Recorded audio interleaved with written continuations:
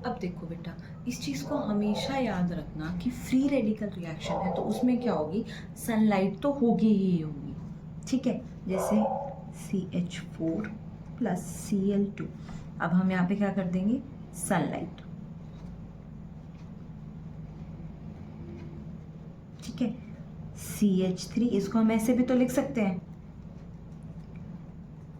Cl हम इसको ऐसे भी तो लिख सकते हैं, ये सिर्फ एक लिखने का तरीका है, ठीक है। होमोलिटिक क्लीवेज कर देते हैं हम इसकी, अब क्या बन जाएगा, फ्री रेडिकल और फ्री रेडिकल। अब ये और ये क्या बना लेंगे, बॉन्ड बना लेंगे। ये कहेंगे कि चलो हम दोनों घूम के आते हैं। अब ये क्या बन गया, एक किसकी फॉर्मेशन हो गए, HCl की फॉर्मेशन हो जाएगी। तो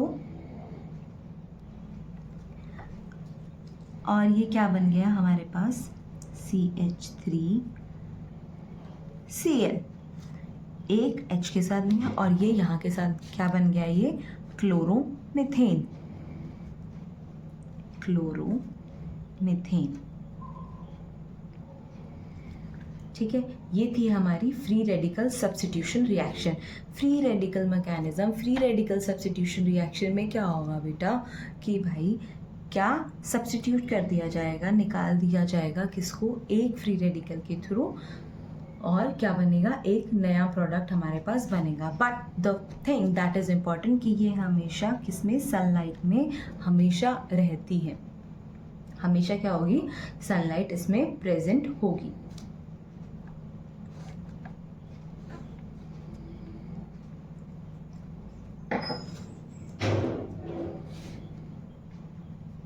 अब देखिए, नेक्स्ट इज हमारे पास electrophilic substitution reaction.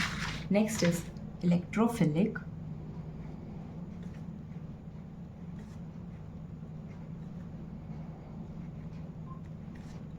Substitution reaction. अब इलेक्ट्रोफिलिक सब्स्टिट्यूशन रिएक्शन कौन सी होती है, वो रिएक्शन जिसमें कोई भी इनिशिएट, मतलब रिएक्शन इनिशिएट किसके थ्रू की जाती है, इलेक्ट्रोफाइल्स के द्वारा। इलेक्ट्रोफाइल्स के थ्रू क्या कर सकते हैं हम, रिएक्शन को क्या कर सकते हैं, शुरू होती है जो रिएक्शन, उसको हम क्या कहेंगे, इलेक्ट्रोफिलिक सब्स्टिट्यूशन रिएक्शन कहेंगे। और ये रिएक्शन क्या होती है, एरोमेटिक कंपाउंड में बहुत ज़्यादा मिलती है। इनिशिएटेड बाय, किसके थ्रू इनिशिएट की जाती है, ये इलेक्ट्रोफाइल के थ्रू, इलेक्ट्रोफाइल के थ्रू ये क्या होगी, इनिशिएट होगी। और मोस्टली किस में पाई जाती है, ये एरोमेटिक कंपाउंड्स में।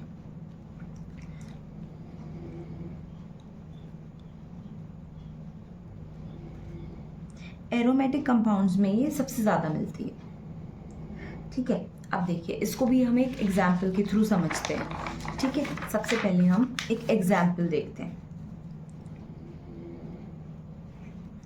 सबसे पहले हम एक बेंजीन लेते हैं, ठीक है। प्लस हमने क्या ले लिया, CH3 और X, ये हमने यहाँ पे एक H ले लिया इसके साथ, ठीक है। अब इलेक्ट्रॉन लविंग क्या होता है हमारे पास, नेगेटिव लविंग। तो इलेक्ट्रोफाइल हमारे पास क्या है, एक पॉजिटिव स्पीशीज है। इलेक्ट्रोफाइल हमारे पास क्या है, पॉजिटिव स्पीशीज है, जो मैंने आपको बताया था कि ये एक, इसके पास क्या है, ये किसके पास जाएगी, जहाँ पे नेगेटिव चार्ज ज़्यादा है।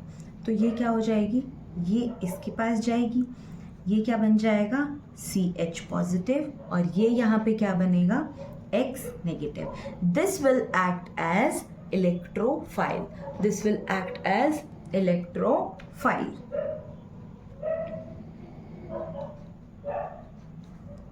ये क्या हमारे पास क्या काम करेगा, एज अ इलेक्ट्रोफाइल, ये हमारे पास क्या करेगा, काम करेगा।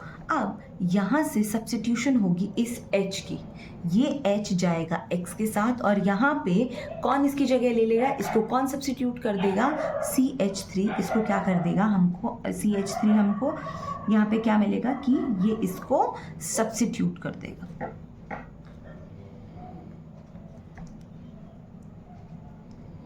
CH3, ये क्या हो गया, यहाँ पे इसने क्या कर दिया, रिप्लेस कर दिया, और बाहर हमारे पास क्या लग दिया, H।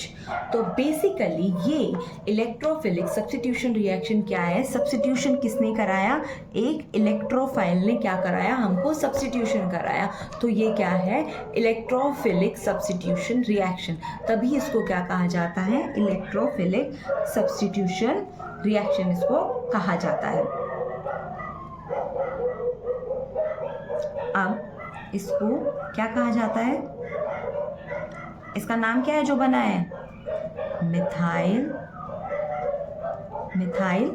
बेंजीन,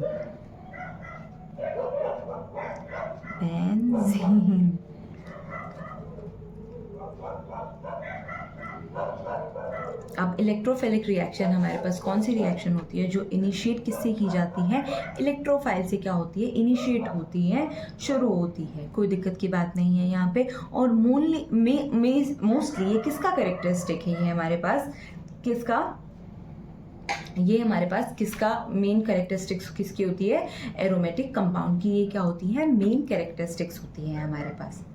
ठीक है, चलो अगला हमारे पास क्या आता है, nucleophilic substitution. Next is nucleophilic substitution.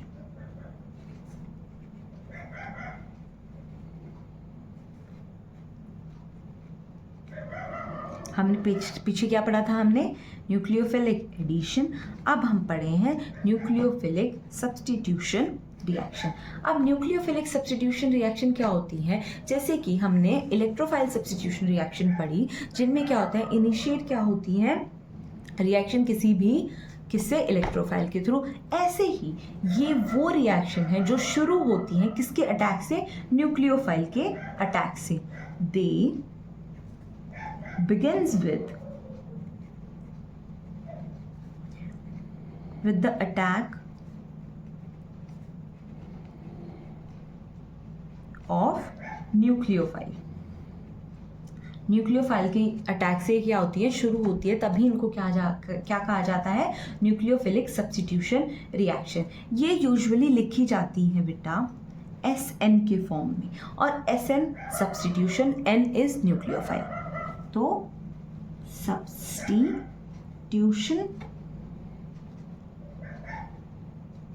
S stands for substitution and N stands for nucleophile।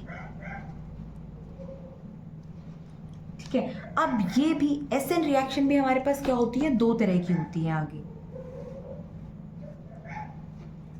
SN1 reaction and SN2 reaction. ठीक है, अब SN1 रिएक्शन कौन सी होती है, जो यूनिमोलिकुलर होती है, जो क्या होती है, यूनिमोलिकुलर रिएक्शंस जो होती हैं उसको हम क्या कहेंगे, SN1 रिएक्शन। और जो बाइमोलिकुलर रिएक्शन होती है उसको हम क्या कहते हैं, SN2 रिएक्शन। ये इसकी बेसिक इंट्रोडक्शन है। न्यूक्लियोफिलिक सब्स्टिट्यूशन रिएक्शन वो होती है जो शुरू होती है किसी भी न्यूक्लियोफाइल के अटैक से। SN इसको यूजुअली रिप्रेजेंट किया जाता है या राइट किया जाता है SN की फॉर्म में, जहाँ पे S स्टैंड करता है for substitution and N stands for nucleophile. अब SN रिएक्शंस भी कितने तरह की होती है, दो तरह की होती हैं, SN1 reaction and SN2 reaction. Those reaction which are in unimolecular form are in SN1 and in biomolecular comes in SN2 reaction. ये जनरली, और इसमें एक और पॉइंट है, this reaction generally occurs in alkyl halides और alcohol. Alkyl halides में मिलेंगी ये, और किस में मिलेगी, अल्कोहल में। ये इसका बेसिक इंट्रोडक्शन है। इसको अगर हम बेसिक किसी रिएक्शन से रिप्रेजेंट करें तो इसकी बेसिक रिएक्शन रिप्रेजेंटेशन होगी बेटा, जैसे RX प्लस KOH ले लिया हमने, ठीक है, एक्विस फॉर्म में ले लिया ये हमने, तो ये क्या हो जाएगा, ये क्या हो जाएगा यहाँ पे ROH प्लस HX, ये क्या हो जाएगा HX, यहाँ से क्या हो जाएगा, ये निकल जाएगा, इसको हम क्या कहेंगे, न्यूक्लियोफाइल। ठीक है, अब देखिए हम इस रिएक्शन को और अच्छे से समझते हैं।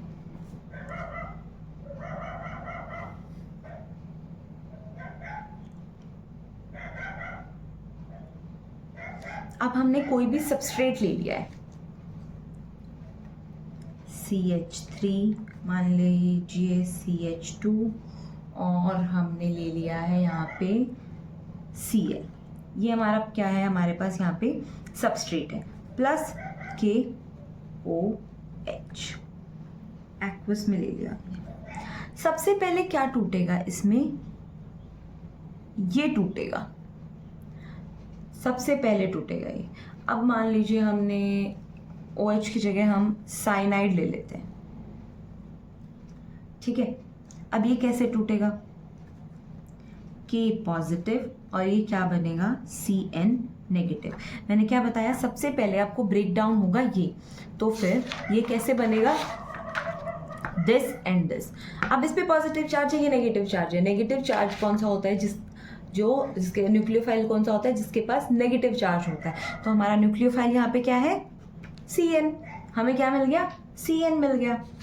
अब देखिए ये जाएगा तो यहाँ पे क्या होगा, ये नेगेटिव चार्ज हो जाएगा, और यहाँ पे हमारे पास आएगा पॉजिटिव चार्ज आएगा।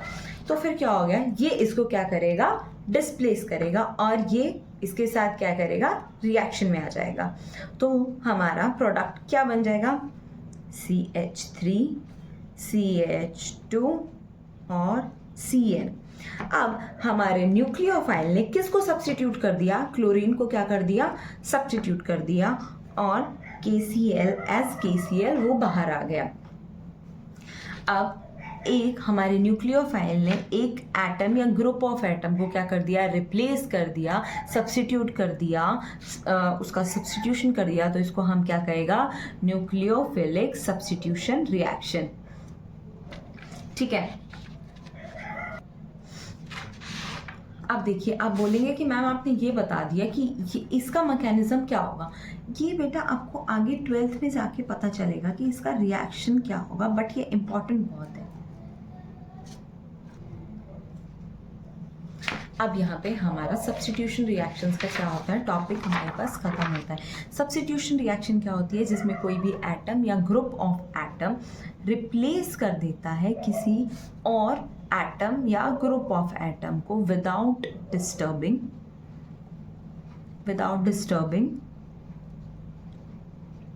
The rest. अब इसमें कितने तरह के होते हैं substitution reaction, electrophilic substitution reaction, free radical substitution reaction, और हमारे पास क्या है आज, हमारे पास न्यूक्लियोफिलिक सब्स्टिट्यूशन रिएक्शन। आज हमने ये पढ़ा। तो चलिए अब हम बात करते हैं हमारे 4 टाइप ऑफ रिएक्शन की, दैट इज़ एलिमिनेशन रिएक्शन। मैं आपको कोई भी रिएक्शन बता रही हूँ इस लेक्चर में, कुछ भी मैं आपको बता रही हूँ, सबसे पहले मैं बात कर रही हूँ कि आप नाम से रिलेट करिए। नाम से हमें क्या पता चल रहा है, एलिमिनेशन रिएक्शन। वो रिएक्शन जिसमें क्या होगा, एलिमिनेशन होगा, चीज़ें निकलेंगी, बाहर निकलेंगी। And elimination reaction is one that involves the loss of 2 or group of atoms from the same or adjacent atom of the substrate in one or more steps। Substrate में, substrate हमारा पास कौन सा होता है, जिसके पास क्या होती है, लॉन्ग चेन होती है, अनसेचुरेटेड बॉन्ड होते हैं, उसको हम क्या कहते हैं, सबस्ट्रेट। अब सबस्ट्रेट में से एक से ज़्यादा एटम या फिर ग्रुप ऑफ एटम्स क्या करेंगे, एलिमिनेट हो जाएंगे सेम पोजीशन से या फिर एडजेसेंट पोजीशन से, उसको हम क्या कहेंगे, एलिमिनेशन रिएक्शन कहेंगे। और एलिमिनेशन रिएक्शन क्या हो सकती है, एक स्टेप में भी हो सकती है और एक से ज़्यादा स्टेप में भी हो सकती है। जब एलिमिनेशन रिएक्शन हो रही होगी ना, तो क्या फॉर्म करेगी, फॉर्मेशन ऑफ मल्टीपल बॉन्ड्स होगा। मल्टीपल बॉन्ड्स में कौन से होंगे, ट्रिपल बॉन्ड भी हो सकते हैं और डबल बॉन्ड भी हो सकते हैं। formation of multiple bonds होंगी, given by those compounds which have nucleophile as a leaving group।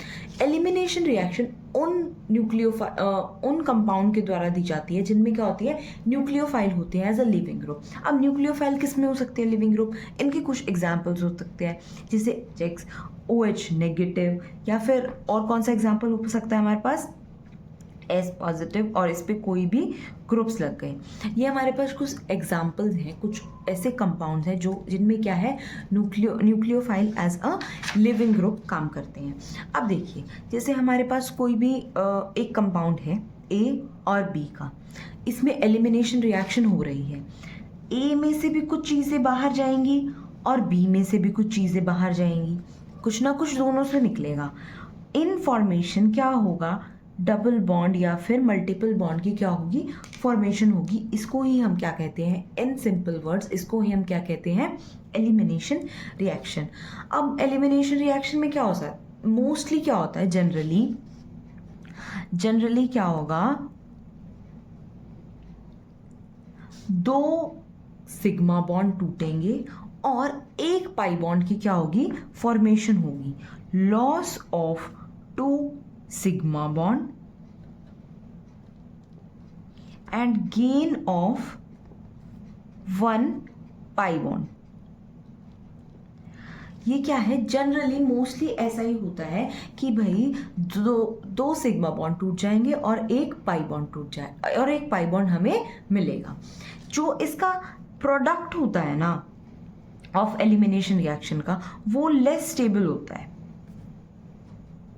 As compare to its reactant. जो रिएक्टेंट हमने यूज़ किया है ना एलिमिनेशन रिएक्शन में, या रिएक्शन में जो रिएक्टेंट्स यूज़ हुए हैं, सबस्ट्रेट यूज़ हुआ है, वहाँ से जो प्रोडक्ट हमें मिलेगा that is less stable as compare to its reactant. Overview समझ आया आपको? एलिमिनेशन रिएक्शन वो रिएक्शंस होती हैं जिसमें एक या एक से ज़्यादा ग्रुप ऑफ एटम्स या फिर एटम्स मूव करते हैं, एलिमिनेट हो जाते हैं from substrate, from the same position in the substrate और इन द एडजेसेंट पोजीशन। इसके थ्रू मल्टीपल बॉन्ड्स की क्या हो जाती है, फॉर्मेशन हो जाती है एलिमिनेशन रिएक्शन में, जो क्या हो सकता है, डबल बॉन्ड भी हो सकते हैं और ट्रिपल बॉन्ड भी हो सकते हैं। इस रिएक्शन में ये रिएक्शन सिर्फ वो कंपाउंड देते हैं जिसमें क्या हो, nucleophile as a leaving group काम कर रहे हों। ठीक है, अब एलिमिनेशन रिएक्शन होती है बेटा दो तरह की हमारे पास क्या है, एलिमिनेशन रिएक्शन है। पहला है हमारे पास अल्फा एलिमिनेशन रिएक्शन। अब अल्फा एलिमिनेशन रिएक्शन क्या है, अब देखो मैं सबसे पहले आपको ना नाम से समझाती हूँ। ये हमारे पास कोई भी ग्रुप है, फॉर एग्जाम्पल ये देखिए, ये हमारे पास कोई भी ग्रुप है CH3, CH2 और हमारे पास OH। अब OH हमारे पास यहाँ क्या है, फंक्शनल ग्रुप है, फंक्शनल ग्रुप है हमारे पास। ये जिस भी कार्बन से फंक्शनल ग्रुप अटैच होगा या फिर क्या होगा, हेलोजन किसी भी कार्बन से अटैच होगा, उसको हम क्या कहेंगे, alpha position. And the position of the carbon which is connected और attach to alpha position will be known as beta. समझ आया? और जो बीटा से आगे कनेक्टेड होगा उसको हम क्या कहेंगे, गामा। बहुत सिंपल सी बात है। देखिए, ये हमारे पास एक सबस्ट्रेट है, OH हमने मान लिया कि एज अ फंक्शनल ग्रुप इसमें अटैच्ड है। किसी भी कार्बन पे जब कोई फंक्शनल ग्रुप अटैच होता है या फिर हेलोजन अटैच होता है, उस कार्बन पोजीशन को कहा जाता है alpha. And the carbon which is attached to alpha position is known as beta. Beta position एक से ज़्यादा हो सकती है। And the carbon which is attached further to beta is known as gamma. समझ आई? अब हमें बताया गया है कि कौन सी एलिमिनेशन पढ़ रहे हैं हम, अल्फा एलिमिनेशन। अब अल्फा एलिमिनेशन पढ़ रहे हैं तो इसका मतलब ये है कि एलिमिनेशन कहाँ से होगी, अल्फा पोजीशन से होगी। एलिमिनेशन हमारी होगी अल्फा पोजीशन से। यहीं पे ये लिखा है, लॉस ऑफ 2 एटम्स और group of atoms occurs from the same atom. Same atom से होगी, सेम ऑफ सबस्ट्रेट मॉलिक्यूल। ठीक है, सेम जगह से होगी, एडजेसेंट से नहीं होगी। अब इसका एक एग्जाम्पल है, बहुत कॉमन एग्जाम्पल है, base catalysed dehydrohalogenation of chloroform to form dichlorocarbene. Dichlorocarbene कैसे बनता है इससे? अब देखिए हमारे पास क्लोरोफॉर्म, ये देखिए ये है CH3Cl3, ठीक है। इससे हमें क्या बनाना है? डाईक्लोरोकार्बीन बनेगा ये।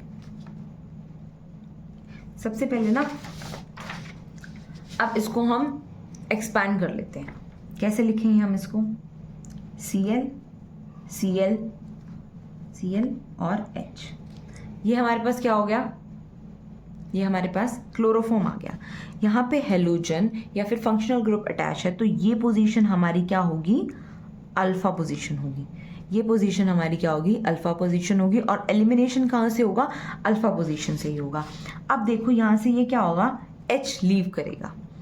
H लीव कर रहा है, रिमूवल ऑफ H। तो हमारे पास क्या बच गया? C, एक लोन पेयर आ गया, और इसके पास क्या बचा? Cl Cl और Cl, 3 Cl बचे हैं हमारे पास। उसके बाद एक Cl और निकल जाता है, cleavage of one more Cl। तो हमारे पास क्या बचा? CCl2। और अब ये H और ये Cl बनके क्या बना लेगा? HCl। यही तो हमारी रिएक्शन थी। हमारी रिएक्शन ये थी क्या? बेस कैटेलाइज हो गया, यहाँ पे क्या हो गया? डाईहाइड्रोहेलोजिनेशन हो गया किसका? क्लोरोफॉर्म का। और क्या बन गया हमारे पास? डाईक्लोरोकार्बीन। ये हमारे पास क्या आ गया? डाईक्लोरोकार्बीन। समझे? बहुत सिंपल रिएक्शन थी। क्या हो गया इसमें? अल्फा पोजीशन से क्या होगा? एलिमिनेशन होगा।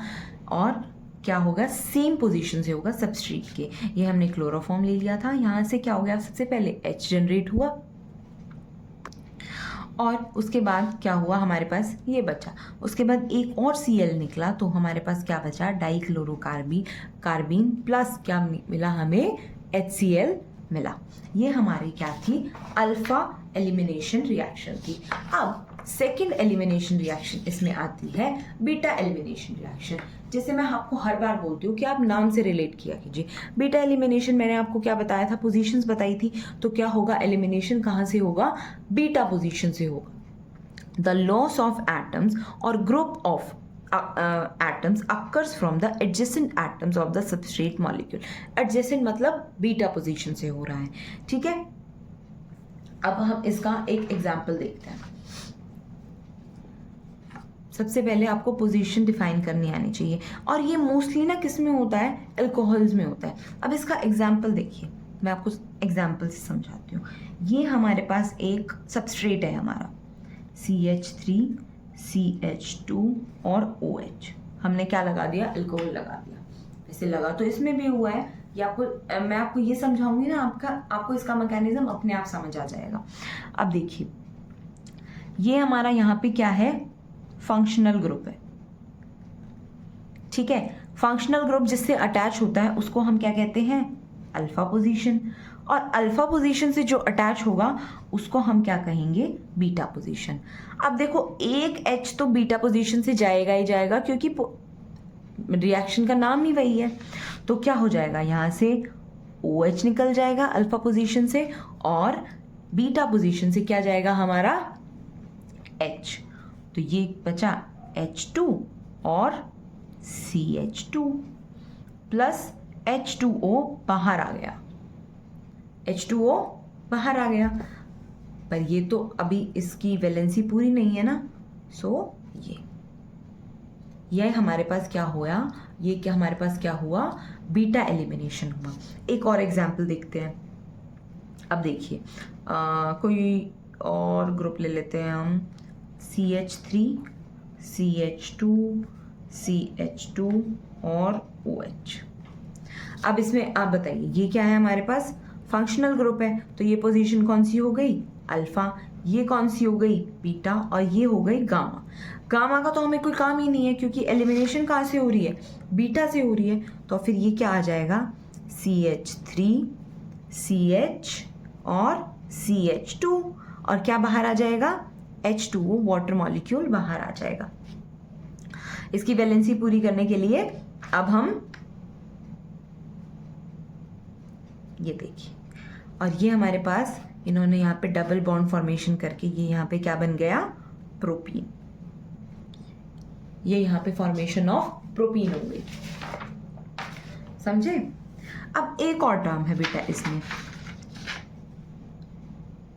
Die hydro halogenation. बहुत बड़ा सा नाम है ना। डाई हाइड्रो हेलोजिनेशन में क्या होता है बेटा, देखो डाई का मतलब आप ये समझ लो, निकलना। हाइड्रो मतलब वाटर भी निकलेगा। हेलोजिनेशन मतलब कोई भी हेलोजन ग्रुप है ना, वो भी बाहर आएगा।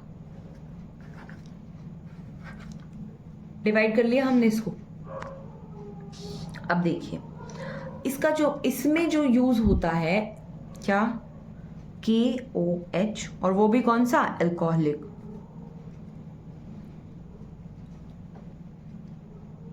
अब देखिए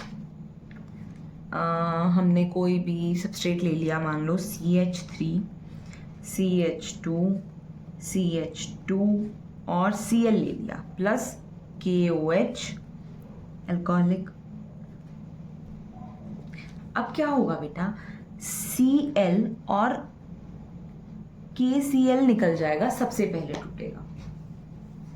ये फंक्शनल ग्रुप था तो ये कौन सी पोजीशन हो गई, अल्फा। ये कौन सी हो गई, बीटा। सबसे पहले क्या निकलेगा, KCl बाहर आ जाएगा। KCl निकाल दो, क्या बाहर आ गया हमारे पास, हेलोजन ग्रुप बाहर आ गया। अब इसमें कहा है कि वाटर मॉलिक्यूल भी निकलेगा, प्लस क्या निकला, H2O, OH यहां से आ गया, और यहां से क्या आएगा हमारे पास, बीटा एलिमिनेशन से क्या आ जाएगा हमारे पास, एक और H आ जाएगा। तो CH3 CH CH2, ये हमारे पास फिर से यहाँ पे क्या बन गया, प्रोपीन। ये थी हमारी क्या थी, ये हमारी एलिमिनेशन रिएक्शन। ये हमारी 4 टाइप ऑफ रिएक्शन थी। अब आगे हम पढ़ते हैं रीअरेंजमेंट रिएक्शन। रीअरेंजमेंट मतलब कि एक ही ग्रुप है, एक ही प्रोडक्ट है, एक ही मॉलिक्यूल है, हम उसी में रीअरेंजमेंट कर देंगे फंक्शनल ग्रुप का, इधर से उधर कुछ चेंजेस नहीं हो रहे हैं और ज़्यादा। अब देखिए, reaction involving the migration of an atom or a molecule from one side to another within the same molecule। मतलब किसी की कुछ एडिशन नहीं हो रहा है, कुछ सब्स्टिट्यूशन नहीं हो रहा है, कोई एलिमिनेशन नहीं हो रहा है, सिर्फ एक ही एटम में उन्हीं जो मॉलिक्यूल उसके साथ अटैच्ड है उन्हीं का माइग्रेशन हो रहा है one side to another side. Nothing is added and nothing is eliminated, उसको हम क्या कहेंगे, एलिमिनेशन रिएक्शन।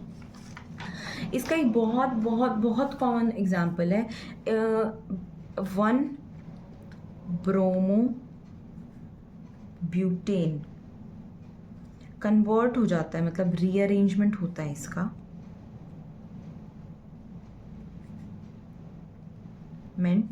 किस में कन्वर्ट हो जाता है, 2 ब्रोमो ब्यूटेन में। CH3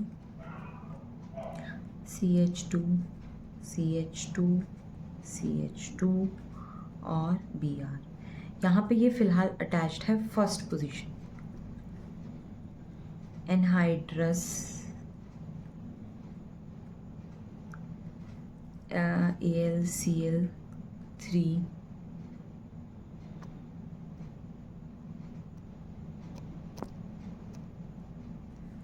की प्रेजेंस में क्या हो जाएगा, ये सेकंड पोजीशन पे जाके कन्वर्ट हो जाएगा।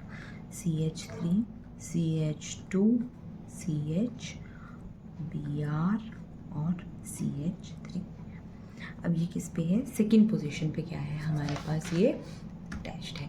यही इसका किसका रीअरेंजमेंट रिएक्शन का ये क्या है example. Rearrangement reaction mostly use हो जाती है कि आप more stable product find out कर सको कि आपके पास ज़्यादा स्टेबल प्रोडक्ट कौन सा आएगा। किसी भी रिएक्शन में किसी भी जो आपको प्रोडक्ट आया है उसमें अगर आपके रीअरेंजमेंट के चांसेस पॉसिबल हैं, बहुत सारे रिएक्शन के प्रोडक्ट्स ऐसे होते हैं जिसमें रिएक्शन में रीअरेंजमेंट पॉसिबल ही नहीं होती, वही मोस्ट स्टेबल होता है। पर जिसमें पॉसिबल है आप रीअरेंज करके चेक कर सकते हो कि हाँ ये प्रोडक्ट ज़्यादा स्टेबल है। और मोस्टली अगर आपसे कोई क्वेश्चन पूछा जाता है, आपके 4 ऑप्शन में से 2 ऑप्शंस बहुत सिमिलर होंगे जो रीअरेंजमेंट से निकल रहे होंगे। आप सोचोगे अरे ये भी सेम है, ये भी सेम है, बट नहीं, वहाँ पे जो आंसर डिटरमाइनिंग स्टेप होगा कि ज़्यादा स्टेबल कौन सा है, और ज़्यादा स्टेबल सिर्फ रीअरेंजमेंट से ही हमें पता चल सकता है। तो आज हमने पढ़ी ये 4 रिएक्शन मैकेनिज्म में। सबसे पहले पढ़ी हमने addition reaction, then substitution reaction, elimination reaction and rearrangement reaction और उनके टाइप्स।